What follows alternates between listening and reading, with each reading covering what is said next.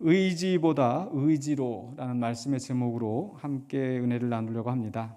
오늘 어린이 주일이라 사실 이제 절기설교로서 어린이에 관한 말씀을 나눠야 되는데, 지난주에 제 말씀을 준비하면서 우리가 오후 예배 시간대 마태복음을 쭉 제가 설교해 오고 있는데, 이 26장에 있는 말씀이 지금 우리 현실 속에서 또 우리 교회 상황 속에서 더 적절한 말씀이라고 판단이 되어서 우리가 오전 예배 시간에 또 그 말씀을 함께 나누고자 합니다.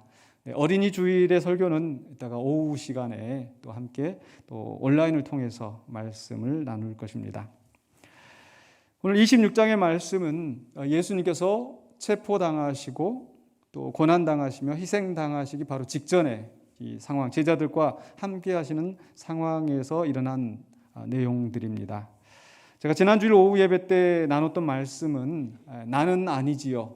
25절에서 보시면 예수님께서 그 제자 중 하나가 예수님을 팔 것이다, 배반할 것이다 라고 말씀하셨을 때, 그 가룟 유다가 예수님 앞에 나는 아니지요 라고 했던 그런 질문이 있었습니다. 그런데 이게 가룟 유다만 그렇게 질문했던 것이 아니고, 사실 그보다 앞서 다른 제자들도 똑같이 이 말을 했었거든요. 마태복음 26장 21절로 22절에 보시면요, 예수님께서 제자들에게 말씀하십니다. 내가 진실로 너희에게 이르노니 너희 중에 한 사람이 나를 팔리라 하시니 그들이 몹시 근심하여 각각 여짜오되 주여 나는 아니지요.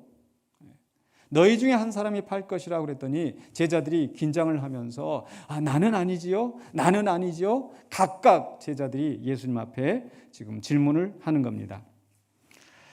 예수님께서는 거기에 대해서 딱 꼬집어서 누구라고 말씀하지 않으시고 23절로 24절에 이렇게 답변하십니다. 대답하여 이르시되 나와 함께 그릇에 손을 넣는 그가 나를 팔리라. 인자는 자기에 대하여 기록된 대로 가거니와 인자를 파는 그 사람에게는 화가 있으리로다.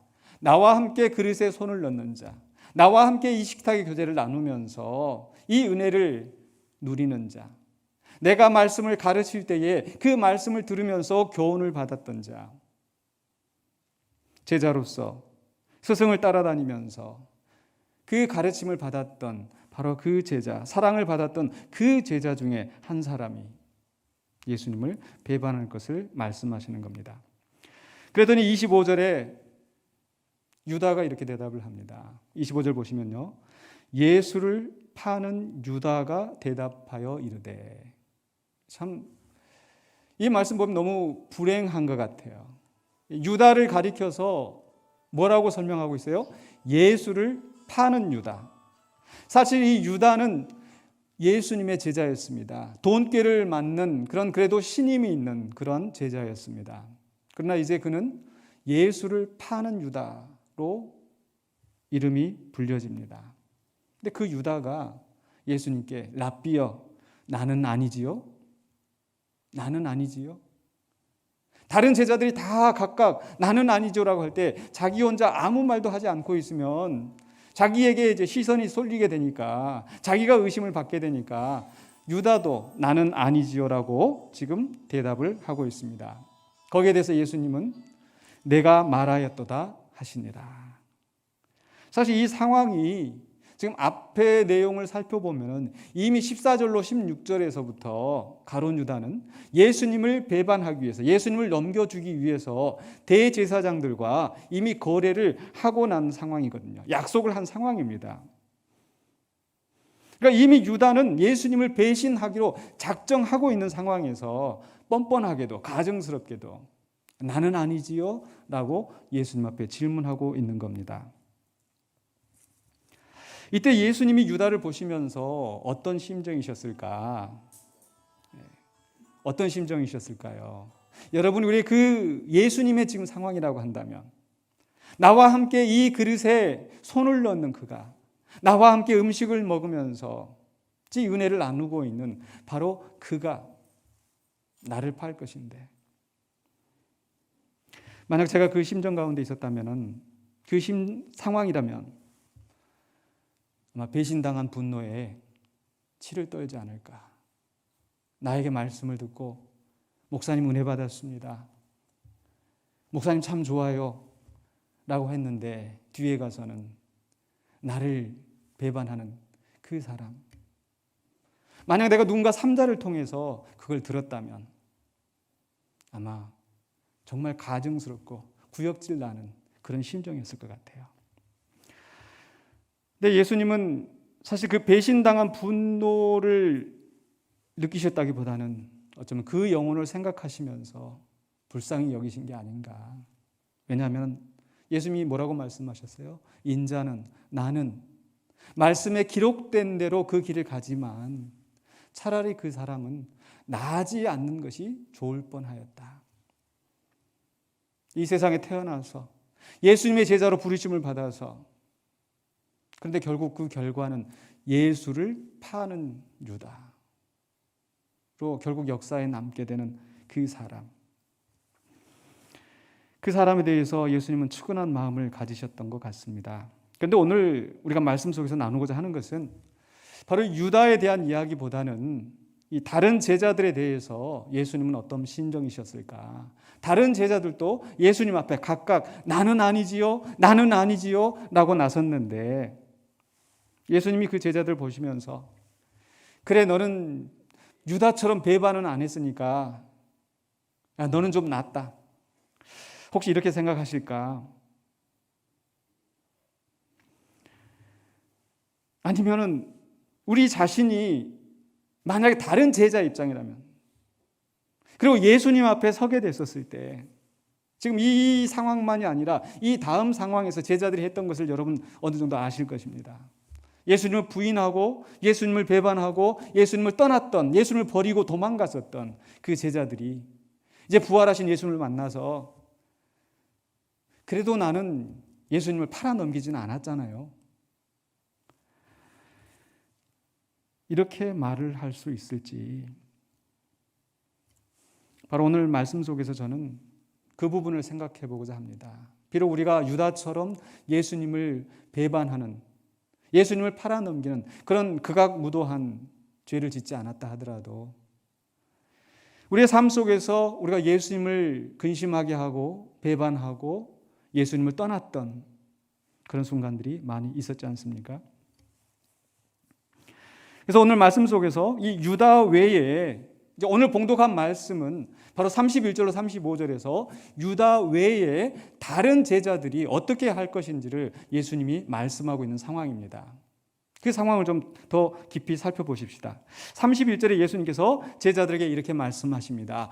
오늘 밤에 너희가 다 나를 버리리라. 사실 유다에게 했던 말씀, 너희 중에 하나가 나를 팔 것이라 라고 하셨는데 그 제자들, 남은 제자들 향해서도 오늘 밤에 너희가 다 나를 버리리라. 그냥 도망가는 정도가 아니잖아요. 나를 버릴 것이다. 기록된 바 내가 목자를 치리니 양의 떼가 흩어지리라 하였느니라. 예수님을 버린다라는 것은 그 예수님이 위기 가운데 있을 때 예수님 혼자 그 고난의 길을 가시도록 버렸다라는 거, 배신이나 다름없지 않을까요? 근데 너희 중에서 몇 명은 그렇게 할 것이다가 아니라 너희가 다 나를 버리리라. 이 말씀을 듣고 베드로가 가만히 있지 않는 거예요. 너희가 다 나를 버리라고 예수님 말씀하시는데 베드로는 이렇게 대답을 합니다. 33절에 모두 주를 버릴지라도 나는 결코 버리지 않겠습니다. 예수님 저 아시잖아요. 다른 사람들은 다 버려도 모두 주를 버릴지라도 나는 주님을 버리지 않겠습니다. 결코 버리지 않겠습니다. 단호한 의지와 결단을 예수님 앞에 고백합니다. 사실 마태복음 16장에 가서 보면은 예수님께서 처음 그 고난을 말씀하셨을 때 베드로가 예수님을 말렸지 않습니까? 근데 그 바로 앞에서는 주는 그리스도시요 살아계신 하나님의 아들이라고 고백을 해서 예수님 앞에 굉장한 칭찬을 받았었거든요. 야, 베드로야, 이것을 너에게 알게 하신 분은 하나님이시다. 내가 이 반석, 베드로 이 반석 위에 내가 교회를 세울 것이다. 어마어마한 말씀을 들었어요.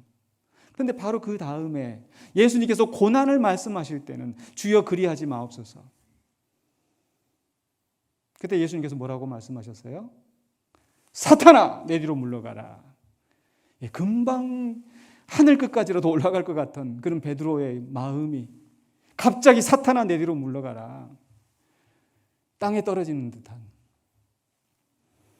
그런 구중을 들었었거든요.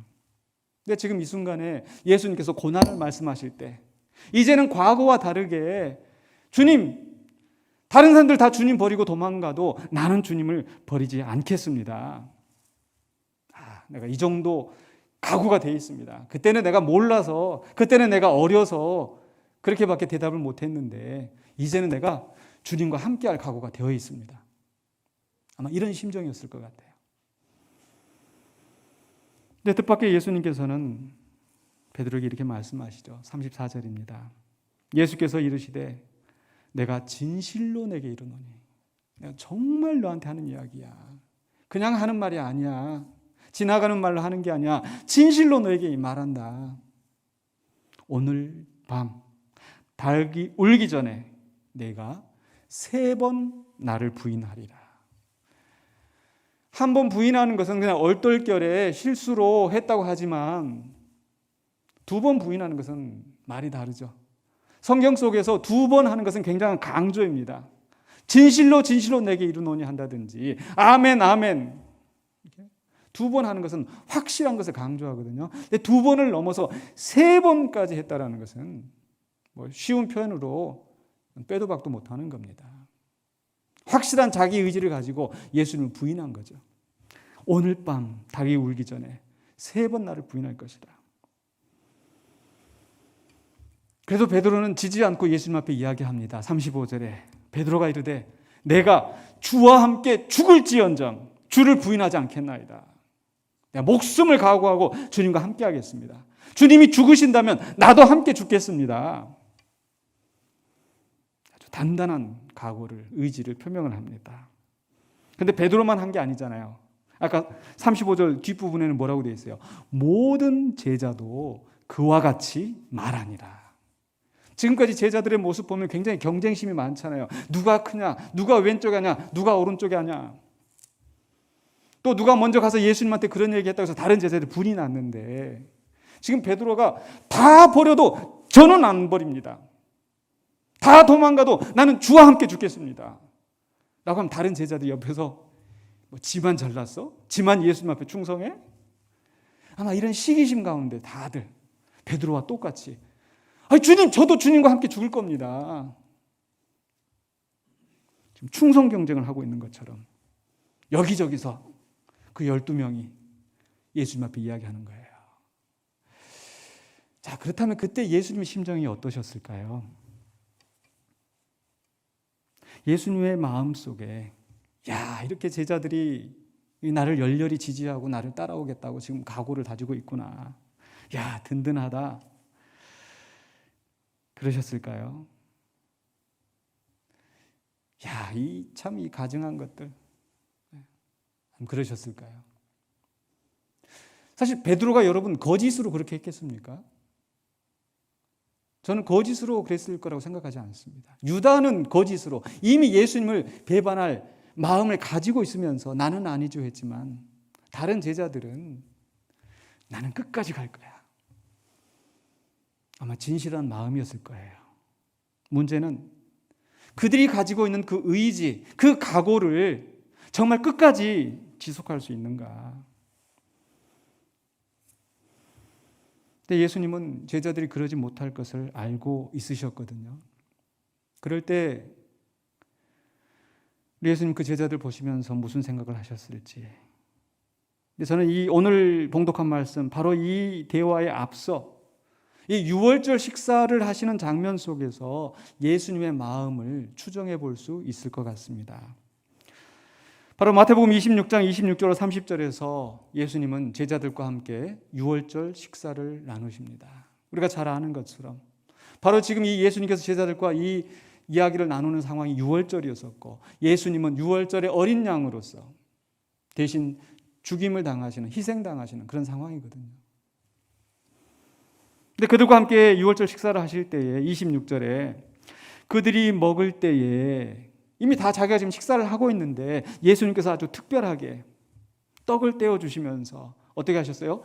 축복하시고 떡을 떼어 주시면서 축복하셨어요. 오늘 밤에 나를 부인하는, 오늘 밤에 나를 다 버리고 도망가는 이 제자들을 축복하시고 떼어서 제자들에게 주시면서 이르시되 받아서 먹으라. 이것은 내 몸이니라. 받아서 먹으라. 내 몸이야.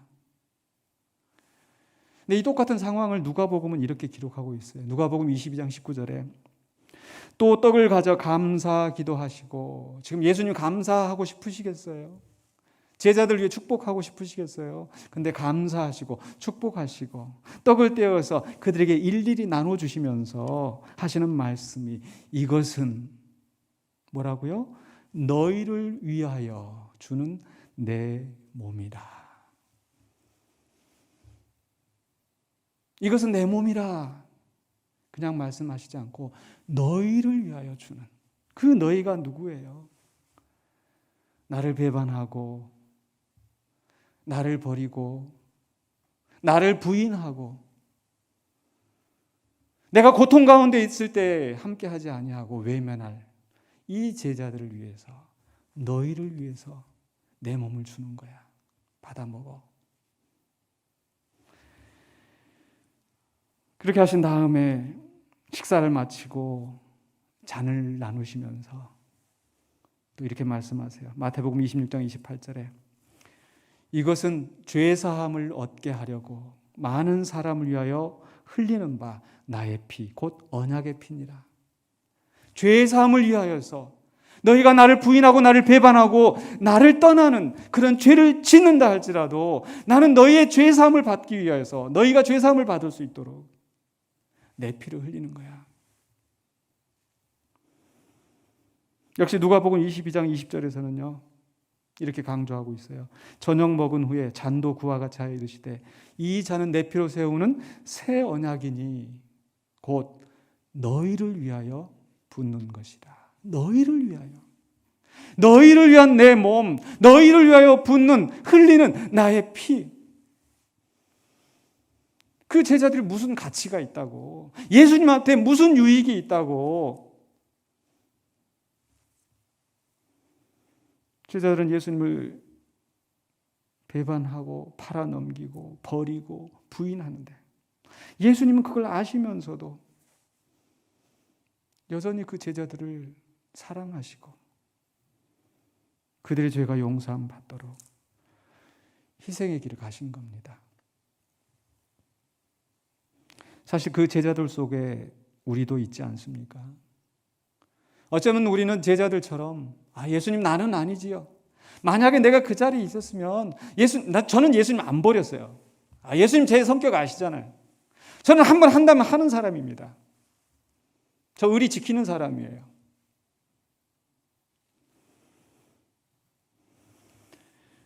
우리가 여러 모양으로 직분을 받을 때 목사로, 장로로, 권사로, 집사로, 아마 그 직분을 받을 때에 아마 임직식 여러 번 참석해 보시면서 목사님들 통해서 또 좋은 말씀 많이 듣고 죽도록 충성하라, 우리가 어떻게 헌신해야 되는지 그 말씀 들으면서 그 순간에 우리가 어떻게 각오했습니까? 내가 목사가 되면, 내가 장로가 되면 한번 멋있게 해먹어야지, 이런 생각 안 하잖아요. 정말 주님을 위해서 내가 헌신하겠습니다. 주님, 제가 섬기는 자가 되겠습니다. 각오하고 결단하고 성도들 앞에서 서약하고 예수님 앞에, 하나님 앞에 약속하지만, 그러나 실상 우리의 돌아온 과거의 모습을 살펴보면 이런 모양 저런 모양으로 주님을 배반하고 주님을 부인하고 주님의 몸된 교회가 고난받을 때에, 고통당할 때에 외면하고 있지는 않았는지, 내가 혹시 거기에 고통의 돌을 더 던지고 있지는 않았는지. 우리도 그 제자들처럼 나는 아니지요라고 하지만 정작 우리도 더 나을 바가 하나도 없지 않습니까? 그럼에도 불구하고 예수님께서 제자들을 축복하시고 그들을 위하여 몸을 찢기시고 그 피를 흘리시는 것을 전혀 주저하지 않으시고 그 희생의 길을 가셨습니다. 우리 예수님은 그런 분이세요. 아멘이십니까? 사실 우리는 그 제자들보다 나을 것이 하나도 없다고 분명히 생각이 드는데, 다른 한편으로 우리 주님이 우리를 바라보는 심정이 좀 더 너그러워지지 않으셨을까 하는 좀 그런 생각을, 좀 재미있는 생각을 해봅니다. 왜냐하면요, 제가 애 넷을 키우다 보니까 첫째 때는요, 이래야지 저래야지 하고 아주 엄격하게 하다가 둘째 때 보니까 맞아, 첫째 때도 이랬어. 셋째 때도 보니까 야, 첫째 둘째 다 고만한 나이 때는 야, 미운 3살 다 이렇고 5살 때는 이렇고, 넷째 낳을 때는 뭐 이제 그러다 보니까 다 집집마다 막내들이 다 그렇게 뭐 버릇이 없을지 아니면 반대로 생각하면 활달할지. 어쩌면 예수님께서도 처음 제자들에 대해서 그래, 너희들 나 버리겠지? 나 배반하겠지? 그럼 두 번째, 그 다음 세대 제자들 쭉 겪으시면서 맞아, 첫 번째 그 제자들도 그랬어, 두 번째 제자들도 그랬어, 2000년 동안 그 제자들이 하는 걸 보면서 어쩌면 지금 우리한테는 아유 맞아, 니들 앞에 선배들도 다 그랬거든. 혹시 이런 생각은 하시지 않으실지. 근데 저는 오늘 말씀을 묵상하면서 그냥 예수님이 그저 너그럽게 그래 그럴만하지 그냥 이런 정도로 계신 것이 아니라, 사실 그 참 형편없는 제자들을 보시면서 놀라운 계획을 가지고 계셨다는 거예요. 그리고 그 제자들에게 말씀하셨어요. 누가복음 22장 29절로 30절에 내 아버지께서 나라를 내게 맡기신 것 같이 나도 너희에게 맡겨. 하늘과 땅의 모든 권세를 우리 주님께서, 하나님께서 나에게 주셨는데 그 권세를 나도 너에게 맡길 거야.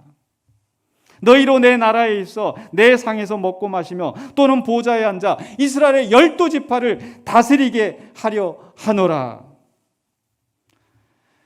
도대체 이 제자들에게 뭐가 볼 게 있겠다고, 뭘 기대할 게 있겠다고 예수님께서 이런 말씀을 하시는지. 그렇죠? 그 도망가고 옷이 다 벗겨지도록 부끄러운 줄도 모르고 예수님을 부인하면서도 그 부끄러운 모습에 있는 그 제자들인데, 우리 예수님은 내 나라를, 하나님이 내게 맡기신 이 나라를 너희에게 맡길 거야. 근데 사실 그 일이 순조롭게 성취되도록 사탄이 그냥 두지 않잖아요. 우리가 그 일을 감당할 만한 힘이 없잖아요. 그래서 예수님은 어떻게 하시는가? 바로 그 다음에 하시는 말씀, 누가복음 22장 31절로 32절에 시몬아 시몬아 베드로야. 베드로가 지금 3번 부인할 걸 아시지만 베드로야 시몬아 보라, 사탄이 너를 밀가 부르듯 하려고 요구하였으나. 밀가 부르듯 이렇게 타작하고 나서 까불러서 날아가게 하고 이렇게 하는 그 모습을 이야기하는데, 내게 요구하였다. 뭡니까? 아마 사탄이 예수님한테 와가지고 예수님 이 제자들, 이 쓸만한 제자들이 하나도 없어요.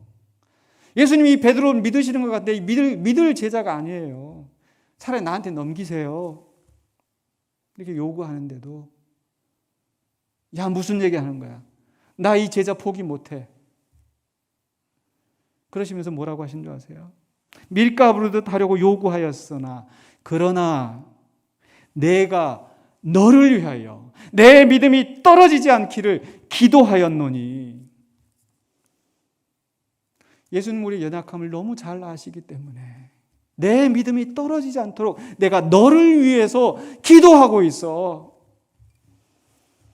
분노에 떠시는 게 아니라 제자들이 못 믿어서 그 나라를 맡기시는 것을 주저하시는 것이 아니라 내가 너의 믿음이 떨어지지 않도록 기도하고 있어.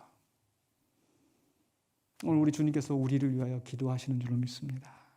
근데 그 다음에 하셨던 마지막 말씀이 뭐예요? 32절에서 너는 돌이킨 후에 내 형제를 굳게 하라. 죄 지었습니다. 실수하였습니다. 예수님 떠났습니다. 근데 거기서 머무르지 말고 돌이켜서 회개하고 바로 서서 내 형제를 굳게 하라. 그래서 요한복음 마지막에 보면 예수님께서 베드로가 예수님 부인하고 나서 너무 부끄러워서 다 자기 맡은 사명 포기하고 나는 물고기나 잡으러 가야겠다라고 했었을 때 베드로를 돌이키시고 내 양을 먹이라, 내 양을 치라 사명 맡기시잖아요. 이게 예수님이 제자들을 바라보시는 심정입니다.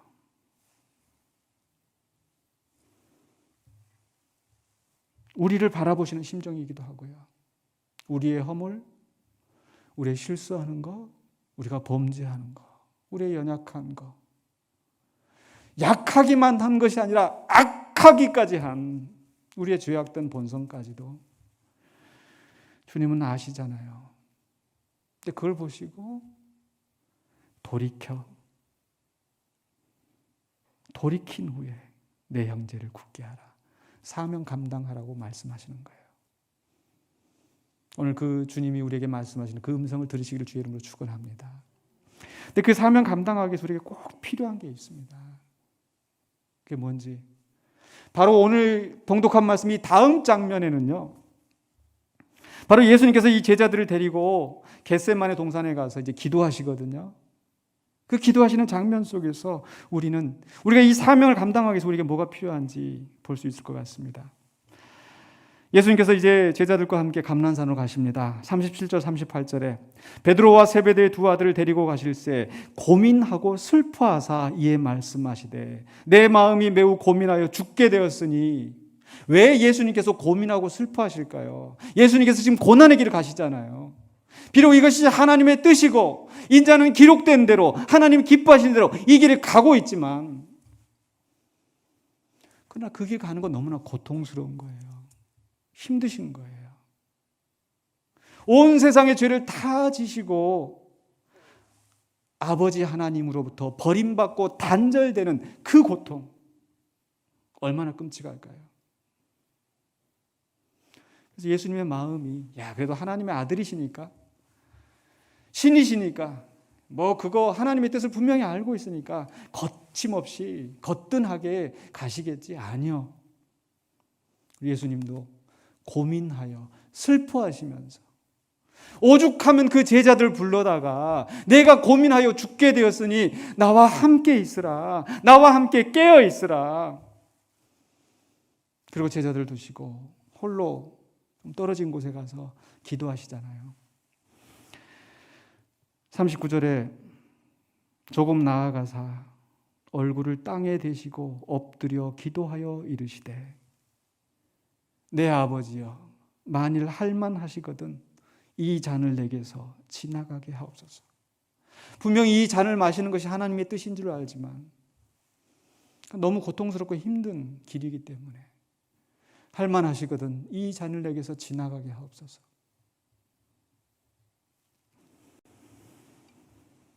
그러나 예수님은 거기서 멈추는 것이 아니라 그러나 나의 원대로 마시옵고 아버지의 원대로 하옵소서. 정말 가고 싶지 않은 길, 지고 싶지 않은 십자가지만 나의 원대로 마옵시고 아버지의 원대로 하옵소서. 순종하며 나아가시는 모습을 보여주시죠.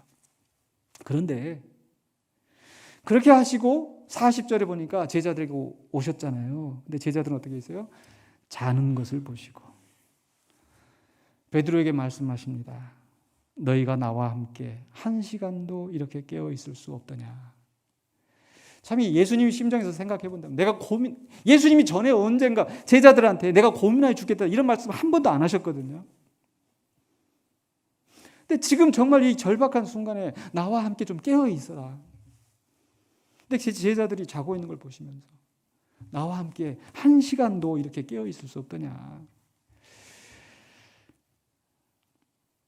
근데 사실 예수님의 심정이 참 외롭다고 표현은 그런 말로는 다 이게 표현이 안 되는 것 같아요. 정말 해도 너무한다 너희들. 근데 사실 예수님이 그런 심정으로 제자들을 꾸짖으시기보다는 뭔가 이 과정 속에서 하시는 말씀이 있는 것 같아요. 뭐냐면요. 지금 예수님이 제자들한테 하시는 말씀이 뭐냐면 나와 함께 깨어 있으라. 나와 함께 한 시간도 깨어 있을 수 없더냐. 나와 함께라는 말씀이 중요해요. 왜냐하면 바로 앞에 오늘 봉독한 말씀 속에서 제자들이 예수님 앞에 뭐라고 했습니까? 모두 나를 버릴지라도 나는 주와 함께 죽겠습니다. 내가 주와 함께 죽을지언정 주님을 부인하지 않겠습니다. 주님을 떠나지 않겠습니다. 주와 함께 끝까지 가겠습니다. 근데 예수님이 지금 제자들과 함께 겟세마네 동산에 굳이 혼자 계시지 않고 그 제자들을 데려오신 이유가 너희가 나와 함께 한다라는 것이 얼마나 어려운 일인지를 아마 보여주신 게 아닌가. 그것도 한 번도 아니고 똑같은 상황을 지금 3번 반복하시잖아요. 사실 예수님 입장에서 예수님 그냥 기도하시려면 혼자 그냥 진득하게 기도하시고 제자들 그러거나 말거나 하나님과 좀 이렇게 독대하시면서 하시지 왜 자꾸 그냥 제자들 좀 졸만 하면 잘만 하면 와서 깨우고 잘만 하면 와서 깨우고 예수 왜 그러실까? 왜 3번 하셨겠어요? 왜 베드로에게 이 말씀 하셨겠어요? 3번 나를 부인하리라. 네가 나와 함께 죽겠다고 하지만 그거 쉬운 거 아니야.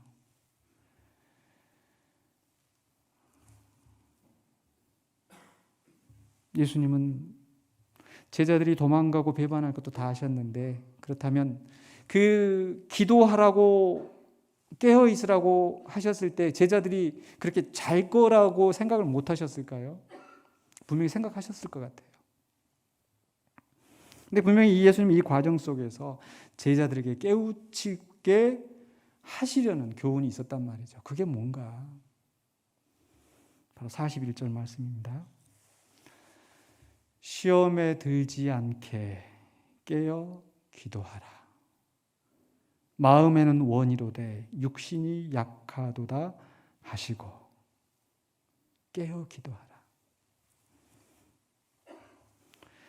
너희가 나와 함께 한다고 너희들이 각오하고 큰 소리치고 호언장담하고 너희들 마음에 진짜 원하는 거 내가 알아. 근데 너희들 마음은 원하지만 너희들은 육신은 약하거든. 그래서 너희들 감당하기 어려울 거야. 근데 예수님은 그 감당하지 못하는 제자들을 비아냥거리시거나 꾸짖으시거나 하지 않고 그 감당하기 어려운 길이지만 너희가 할 수 있는 것은 하나님께 기도하는 것밖에 없어. 깨어 기도해. 바로 예수님께서 그런 기도의 모범을 보여주신 거예요. 정말 내가 고민하여 죽게 되는 하나님의 뜻인 줄 알면서도 가기 어려운 그 길인데 기도하면서 순종의 길로 나아가셨잖아요. 나의 원대로 마시옵고 아버지의 원대로. 예수님께서 제자들에게도 그전에도 말씀하셨어요. 누구든지 나를 따라오려거든 자기 십자가를 지고 나를 따를지니라. 제자들이 큰 소리치면서 그래요 주님, 저도 주님 십자가 지고 함께 가겠습니다. 악을 꼴짝 빈들에도 내가 가겠습니다. 존귀 영광 주님 홀로 받으시고 멸시천대 십자가 내가 지고 가겠습니다. 아니야, 그거 쉽지 않아.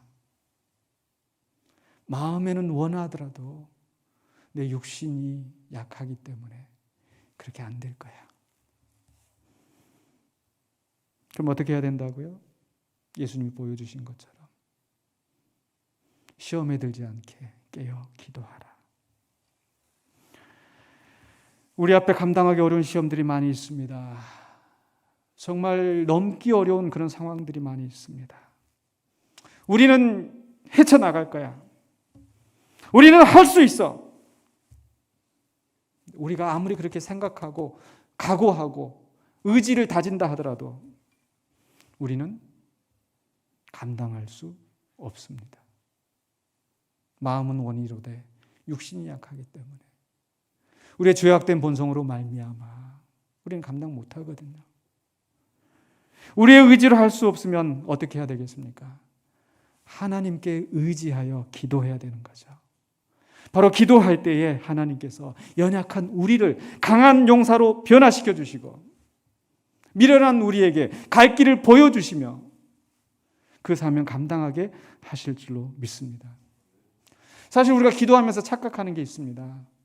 바로 이 기도를 통해서 내가 열심히 간절히 기도해서 하나님의 마음을 움직여서 하나님이 내게 필요한 것을 채워주시도록 하나님을 변화시키려고 하는데, 사실 예수님이 기도하신 것은 고민하여 감당할 수 없는 죽게 된 것 같은 나이지만 그 기도 가운데 나의 원대로 마시옵고 아버지 원대로 되시기를, 자신을 다시 한번 다지고 자신을 변화시키기를 하나님 앞에 기도하신 거예요. 바로 우리는 기도 가운데 하나님께서 나를 변화시키시고 이 사명 감당하게 하시길 원합니다. 그렇게 나아가야 될 줄로 믿습니다. 그래서 제가 우리 최영삼 교수라고 백석대학교에서 지금 신약을 가르치고 있는, 저랑 같이 동문수학했었던 미국에서 공부했던 친구인데, 그 친구가 이 마태복음에 관한 책을 쓰고 그 책을 살펴보면서 이 말씀이 사실 굉장히, 이 표현이, 이 문장이 마음에 와닿았어요. 소개해 드리려고 합니다. 기도는 내 뜻을 하나님께 관철하는 과정이 아니라, 기도는 내 뜻을 하나님께 관철하는 과정이 아니라 하나님의 뜻이 나를 설득하도록 나를 그분 앞에 내어놓는 과정이다. 참된 기도는 하나님이 아니라 기도하는 사람 자신을 바꾼다. 우리가 올해 2021년의 표를 하나님의 마음에 맞는 교회, 하나님의 마음에 맞는 성도라고 했는데, 우리가 하나님의 뜻이 무엇인지를 안다 하더라도 그것을 감당하는 것은 결코 쉽지 않습니다. 그럴 때 우리에게 필요한 건 무엇입니까? 바로 기도하는 것입니다. 아마 이쯤 되면은 여러분들, 제가 말씀의 제목 의지보다 의지로 라고 하는 그 의미가 무엇인지 아마 아셨을 것 같아요. 앞에 나오는 의지는 무엇입니까? 무엇을 이루고자 하는 마음, 또는 무엇을 하고자 하는 내적인 힘. 그래서 내가 이것을 기어이 할 거야. 나는 주님을 따라갈 거야. 주님 앞에 헌신할 거야.